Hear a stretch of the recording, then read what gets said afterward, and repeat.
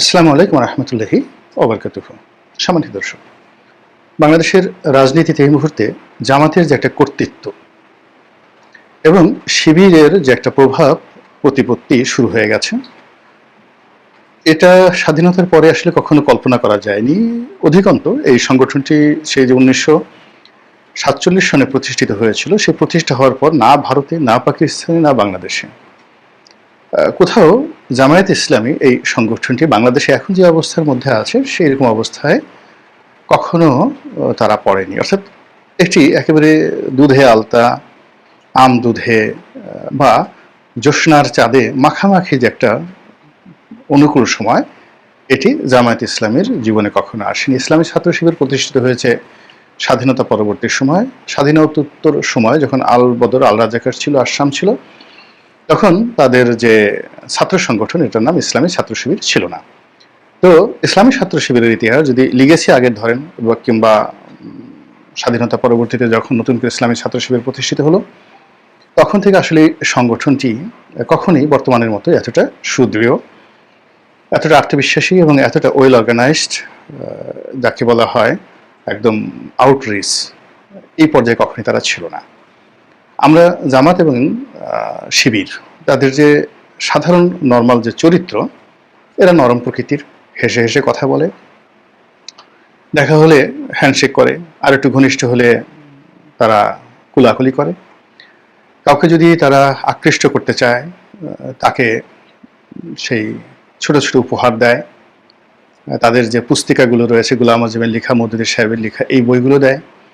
এবং সমসাময়িক দুনিয়াতে যে সকল জনপ্রিয় তাদের মতাদর্শী লেখক রয়েছেন, সেই ইউসুফ কারজাবি থেকে শুরু করে অন্যান্য যারা রয়েছেন, তাদের বইপত্র তারা অন্যকে উপহার দেয়। যদি প্রভাবশালী কেউ হন বা কাউকে টার্গেট করেন, তাকেও তারা বিভিন্ন সময় নানা রকম তোহফা দেন, মানে উপহার দেন, সম্পর্কটা স্বাভাবিক রাখার চেষ্টা করেন। ফলে ভিন্ন মতে যারা লোকজন রয়েছেন, এমনকি তাদের প্রতিদ্বন্দ্বী কিন্তু হার্মফুল নয়, উগ্র নয়, এরকম মানুষদেরকে তাদের ব্যাপারে নিউট্রাল করার জন্য তারা বিভিন্ন সময় বিভিন্ন তোহফা বা উপহার তারা দিয়ে থাকেন জ্ঞানী, গুণী, বুদ্ধিজীবী, রাজনৈতিক নেতা, আমলা কামলা সবাইকে।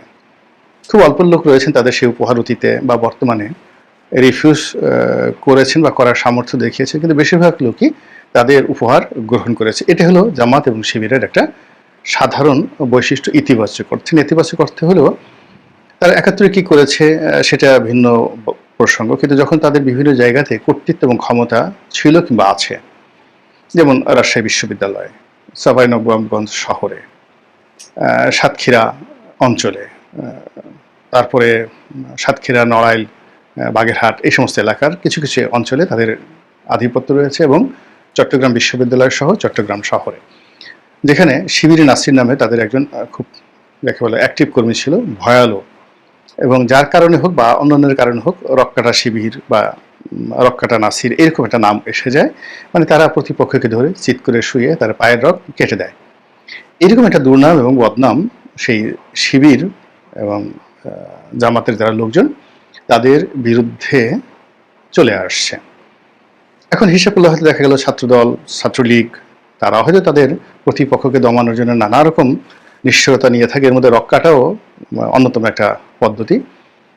আমাদের সেই যে ঢাকা বিশ্ববিদ্যালয়ের স্বর্ণালী দিনে এখানে ছাত্রলীগের এক পক্ষ আর এক পক্ষকে, কিংবা ছাত্রদলের এক পক্ষ ছাত্রদলের অপর পক্ষকে, কিংবা ছাত্রদল ছাত্রলীগের নেতাদেরকে আক্রমণ করে রক কেটে দিয়েছে, এরকম অনেক জলজান্ত উদাহরণ ঢাকা বিশ্ববিদ্যালয়ে রয়েছে। কিন্তু তারপরেও বদনামটা আসলে জামাত শিবিরের উপরই আছে। এটা হলো বাস্তবতা। স্বাধীনতা যুদ্ধে মুসলিম লীগ থেকে শুরু করে আরও অনেক সংগঠন স্বাধীনতা যুদ্ধের বিরোধিতা করেছে, কিন্তু মেন্টর হিসেবে জামাত শিবিরের নাম আসে। এটা হলো বাস্তবতা। এখন এই যে জামাত শিবিরের বেশিরভাগ ক্ষেত্রে তাদের যে ক্যারেক্টারিস্টিক্স, তারা মুচকি মুচকি হাসবে, তারপরে কথা কম বলবে, কথা বেশি শুনবে, কার্যত লোকারণ্যে তারা কারোর সঙ্গে দ্বন্দ্ব এবং সংঘাতে যাবে না, কারো বিরুদ্ধে বিষোদ্গার করবে না। এটা হলো তাদের বাহ্যিক রূপ। আর যেটা ফেসবুক, ইউটিউব এগুলো চালু হওয়ার পর থেকে, বিশেষ করে ফেসবুকে জামাত শিবিরের যারা নেতাকর্মী রয়েছেন, তাদের বিভিন্ন রকম যোদ্ধা রয়েছে, সাইবার যোদ্ধা রয়েছে। এই সাইবার যোদ্ধার দল শেখ হাসিনার জীবন তছনছ করে দিয়েছিল গালাগালি করে। মানে গালাগালি, নেতিবাচক প্রচারণা, হুমকি ধামকি, এই সামাজিক মাধ্যম ব্যবহার করে। এক্ষেত্রে আসলে বাংলাদেশের অন্যান্য যে সকল দল রয়েছে, তারা জামাত এবং শিবিরের যে ফোর্স, যে শক্তি, তাদের যে কৌশল, তাদের যে বুদ্ধি, প্রজ্ঞা, মেধা, অনুঘটক, সব মিলিয়ে তাদের কাছে অন্যান্য রাজনৈতিক দলগুলো জাস্ট ইনফ্যান্ট, শিশু, এবং সেই ধারা এখনো অব্যাহত রয়েছে। যেটা বলছিলাম, জামাত বর্তমান সময় সবচেয়ে একটা ইতিহাসের সুন্দরতম সময় তারা পার করছে। এখন তাদের মধ্যে যারাই রাজনীতির শীর্ষ পর্যায়ে রয়েছেন তারা প্রকাশ্যে চলে এসেছেন, টেলিভিশনে যাচ্ছেন, তারপরে বিভিন্ন সভা সমিতি, সেমিনারে তারা কথাবার্তা বলছেন এবং অনেক ক্ষেত্রে হুমকিও দিচ্ছেন। এটা এই জুলাই আগস্ট বিপ্লবের আগে সম্ভব ছিল না। এনিওয়ে, এখন যে সমস্যাটা হয়েছে যে সাম্প্রতিক সময়ে তারা বলতে গেলে গণহারে তাদের ক্রোধ প্রদর্শন করছেন।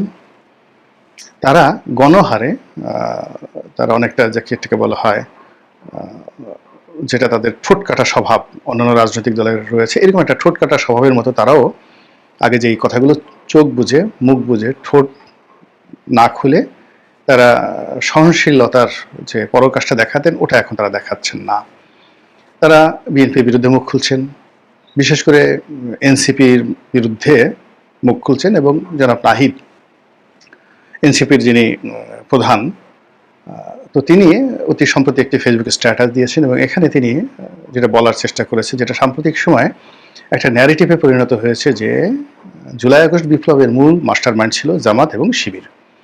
এখানে শিবিরই মূলত এই যে কোটা বিরোধী আন্দোলন, এই কোটা বিরোধী আন্দোলনটিকে তারা প্রমোট করেছে, এরকম একটা ন্যারেটিভ একেবারে সর্বজন বিদিত হয়ে যাচ্ছিল।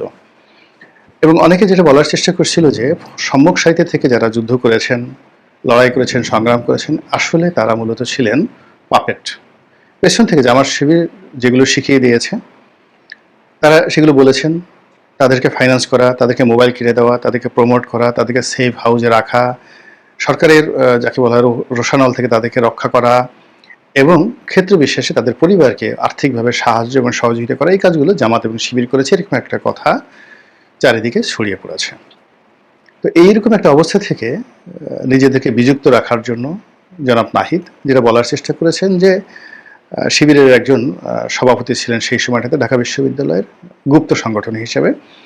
তো সেই শিবিরের সভাপতির সম্পর্কে তিনি বলেছেন যে না, আসলে তিনি এই ছাত্র আন্দোলন, কোটা বিরোধী আন্দোলনের তেমন কোনো কর্তা ব্যক্তি ছিলেন না। এবং এনসিপির এখন অনেকেই বলার চেষ্টা করছেন যে শিবির সম্পর্কে, জামাত সম্পর্কে যে কথা ছিল বা যে কথাগুলো বলা হচ্ছে, এগুলো সত্য নয়। এনসিপির যারা নেতৃবৃন্দ এখন যারা সরকারে রয়েছেন তারা, একই সঙ্গে যারা রাজপথে আছেন তারা সকলেই সম্পূর্ণ ইন্ডিপেন্ডেন্টলি, ইন্ডিভিজুয়ালি তারা এই আন্দোলন পরিচালনা করেছেন দেশ এবং জাতির স্বার্থে। তাদের পেছনে কোনো জামাত শিবির চক্রের মদত, অর্থ এবং কৌশল কিছুই ছিল না।